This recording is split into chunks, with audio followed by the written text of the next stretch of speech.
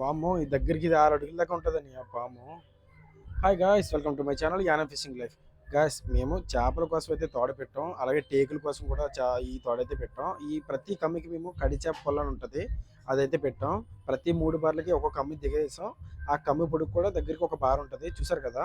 So, ఇలా ఎత్తుకున్నప్పుడు అన్ని చేపలైతే పడ్డాయి. నార్మల్‌గా అన్ని చేపలైతే మేము పిస్కోల్లో ఏసుకున్నాం. కానీ సడెన్‌గా మా దగ్గరికి 5-6 అడుగులున్న పామయితే ఒకటి పడింది. చూడండి ఇప్పుడు ఈ వీడియోలో పామయితే చూపిస్తాను మీకు ఎంతుందో. ఆ పాము కూడా పడేటప్పుడు చూడండి తాడుని ఎలా మెలేసేసిందో మొత్తం తాడుని మొత్తం నాశనం చేసింది. మా అన్నయ్య అయితే చాలా ఇరిటేట్ అయ్యాడు. సో దాన్నైతే మనం తప్పించలేము. ఒకటే దారి దగ్గరికి పైకి తీసుకొచ్చి దాన్ని తగ్గొట్టడమే. చూసారు కదా ఎంతుందో పాము. ఈ పాము అయితే నల్లపాము అంటారు దీన్ని. మేమైతే లాస్ట్‌లో అయితే పాడేసాం ఈ పాముని. సో గాయ్స్ ఎవరికైనా వీడియో నచ్చితే లైక్ చేయండి. అలాగే కొత్తవారు ఎవరైనా ఉంటే ప్లీజ్ సబ్స్క్రైబ్ చేయండి. ఇటువంటి పాములకైతే దూరంగా ఉండండి. Thank you so much.